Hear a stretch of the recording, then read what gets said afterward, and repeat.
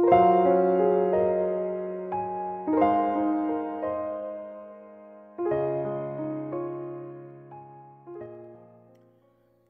satu sutta yang menarik di dalam Sutta Pitaka terdapat di dalam Khuddaka Nikaya, Nikaya yang kelima dari Sutta Pitaka. Nah, di antara Khuddaka Nikaya di dalam Sutta Nipata. Nah, Sutta Nipata terdiri dari 5 waga, 5 bagian. Nah, di dalam Ardhaka Waga. Nah, Sutta nomor 13, Mahavyuha Sutta. Walaupun banyak sutta yang menarik di sini, tetapi di Mahavyuha Sutta ada yang juga sangat menarik. Ada sebuah pertanyaan yang dilontarkan seseorang kepada Sang Buddha. Ia mengatakan, dia bertanya, Ye ke jime didik paribasana idamewa sajanti viwadayanti. Mereka yang berpegangan pada pandangannya sendiri, didik paribasana, dan bertengkar dengan mengatakan idamewa sajang, bahwa hanya inilah yang benar, sabewate nindaman wanayanti, atau pasang sapi labanti tatapakah mereka hanya mendapatkan kritikan atau kemudian juga mendapatkan pujian. Nah, ini pertanyaan dari seseorang. Jadi mereka-mereka yang memegang pandangannya sendiri dan bertengkar, masing-masing mengatakan bahwa ini saja yang benar, pandangan ini saja yang benar, sementara yang lain salah. Biasanya di khotbah lain dikatakan demikian, idami wa sajang muga manyanti. Nah, apakah orang-orang demikian hanya mendapatkan kritikan atau juga mendapatkan pujian? Nah, Sang Buddha menjawab, Apanhi etangna alang samaya duwe wiwadasa palani brumi. Jadi walaupun mendapatkan pujian, tetapi itu kecil dan tidak cukup untuk memberikan ketenangan. Jadi walaupun seseorang mungkin dalam bertengkar atau dalam berdebat berkaitan dengan kebenaran, berkaitan dengan pandangannya, mungkin dia menang. Tetapi walaupun demikian pujiannya kecil, sementara dia sendiri tidak tenang. Ya, orang yang merasa menang dalam sebuah perdebatan itu, walaupun dipuji tetapi pikirannya kacau, tidak tenang. Dan Sang Buddha menambahkan, duwe wiwadasa palani bumi. Saya katakan bahwa buah dari perdebatan adalah hanya 2, duwe palani, yaitu kritikan dan pujian. Walaupun pujian, tetapi sifatnya kecil dan tidak membawa kepada ketenangan. Nah, sehingga dilanjutkan etam bidiswa nak wiwadayeta ke mak bipasang awiwada buming. Jadi setelah melihat demikian, melihat bahwa pertengkaran hanya memberikan kritikan dan pujian yang kecil, maka seseorang hendaknya tidak bertengkar, nak wiwadayeta. Kema bipasang, dan melihat kedamaian ada pada ketidakpertengkaran. Jadi melihat kedamaian ada di tempat yang tidak ada pertengkaran. Awiwada buming. Jadi kalau kita ingin damai, ingin tenang, ya tidak usah bertengkar. Walaupun itu berkaitan dengan doktrin, berkaitan dengan apa yang dianggap benar, pertengkaran hanya membawa kepada duka penderitaan.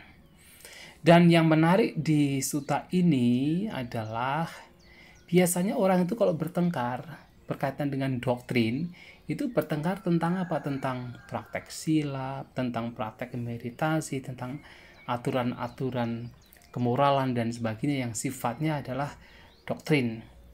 Nah, Sang Buddha mengatakan bahwa seseorang yang menganggap bahwa aturan kemoralannya itu paling benar, kemudian beranggapan bahwa inilah yang membawa kepada kesucian dan melatihnya di sana, dianggap ini satu-satunya membawa kesucian, apa dampak yang diperoleh? Beliau mengatakan, jadi syair 905, Sang Buddha mengatakan, Sahace cutuk silawat tatu hoti pawidhati kama wiradayitwa. Jadi ketika seseorang yang memegang sila demikian dan melatih demikian, melekatinya demikian dan jatuh dari latihan kemoralan, nah dia merasa gagal dari latihan kemoralannya, maka apa yang terjadi? Dia menderita pawitati. Dia menderita setelah merasa bahwa dia gagal dalam latihan kemoralannya. Mengapa? Karena dia melekati. Dan dia diibaratkan seperti apa? Jadi pajapati patayati tak suding satawa hino pawasangkaramha. Dan dia, sementara dia itu mendambakan, merindukan kesucian, dia menderita seperti seorang pedagang yang bangkrut, seorang pedagang yang rugi, yang tinggal jauh dari rumahnya. Jadi merindukan rumahnya. Jadi kalau berdagang sudah rugi, sudah bangkrut, tidak bisa apa-apa, jauh dari rumahnya, dia begitu merindukan, mendambakan rumahnya. Nah seperti itu seseorang yang kemudian melekati erat-erat bahkan dengan aturan kemoralannya, dan dianggapnya itu adalah jalan untuk mencapai kesucian. Kalau dia sampai gagal, apa yang terjadi? Dia menderita. Dia merasa gagal dengan apa yang dilakukan. Dan itulah kenapa kemelekatan terhadap aturan kemoralan juga menjadi bahaya. Tetapi jangan kemudian dianggap bahwa sila tidak penting, meditasi tidak penting, semuanya penting. Sila sangat penting, harus dipraktikkan. Tetapi juga harus dengan kebijaksanaan mengantisipasi agar dalam praktek mempraktekkan sila, mempraktekkan aturan kemoralan, kemudian tidak sampai terperangkap lagi ke dalam kemelekatan. Nah, kadang orang berpikir kalau tidak boleh melekat dengan sila, tidak boleh melekat dengan ketenangan, tidak boleh melekat dengan kedamaian pikiran yang diperoleh dari meditasi, berarti tidak usah praktek sila, berarti tidak usah mengembangkan ketenangan, berarti tidak boleh mengembangkan kedamaian. Nah, itu bodoh namanya. Sila penting, ketenangan penting, kedamaian penting, itu sebagai jalan. Tetapi kalau sampai melekati erat-erat, nah itu yang menjadi bahaya. Maka praktekkan sila, praktekkan meditasi, kembangkan ketenangan, tetapi jangan sampai melekatinya. Itu yang menjadi penting. Nah, sehingga di sini Sang Buddha kemudian melanjutkan, sila batang wapi pahaya sabang kamanca sawaja nawajam metang suding asudinti apatayano biratu care santi manugahaya. Jadi seseorang hendaknya meninggalkan sila bata, jadi meninggalkan aturan-aturan kemoralan dan juga kewajiban-kewajiban dalam praktek-prakteknya. Tetapi meninggalkan di sini bukan berarti kemudian tidak melakukan aturan kemoralan. Mempraktikkan aturan kemoralan, tetapi yang ditinggalkan tidak lain adalah kemelekatannya. Yang ditinggalkan tidak lain pandangannya bahwa ini yang paling benar, yang lain salah. Nah, itu yang ditinggalkan. Dan juga meninggalkan apa? Kamanca sawajana wajametang, meninggalkan bentuk-bentuk perbuatan baik yang tercela maupun yang tidak tercela. Nah, di sini yang ditinggalkan tidak hanya yang tidak tercela, tidak hanya yang tercela saja, bahkan yang tidak tercela pun juga ditinggalkan. Tetapi tentu khusus untuk yang tidak tercela, yang ditinggalkan adalah kemelekatannya. Nah, jadi tidak melekati dengan bahkan yang tidak tercela sekalipun. Karena kemelekatan ini juga membawa kepada penderitaan. Nah, misalnya apa? Misalnya kita melekat dengan pokoknya kalau berdana kepada para bante, kepada para biku itu baik sekali memberikan buah yang besar. Melekat demikian. Kemudian dengan kemelekatan demikian pergi ke vihara, ingin berdana kepada bante di sana. Ternyata bantenya sedang pergi. Menjadi apa? Kecewa, menjadi marah, tidak suka. Nah, itulah ketika melekat dengan hal yang baik sekalipun, perbuatan yang baik sekalipun, yaitu juga penyebab penderitaan. Nah, tetapi bukan berarti ketika tidak boleh melekati hal yang baik, kemudian, boleh dong kita melakukan perbuatan jahat, itu lebih bodoh lagi. Karena yang perbuatan yang tidak baik pun juga jangan dilekati, bahkan kalau bisa dilenyapkan. Nah, sehingga di sini yang dimaksud di sini adalah kemelekatannya. Bagaimana seseorang harus bersikap seimbang dengan kebijaksanaan, tidak melekati bahkan perbuatan baik ataupun yang buruk. Nah, kemudian juga suding asudinti apatayano, dan seseorang hendaknya juga tidak memiliki harapan harapan untuk menjadi suci ataupun tidak suci. Nah, ini dua-duanya.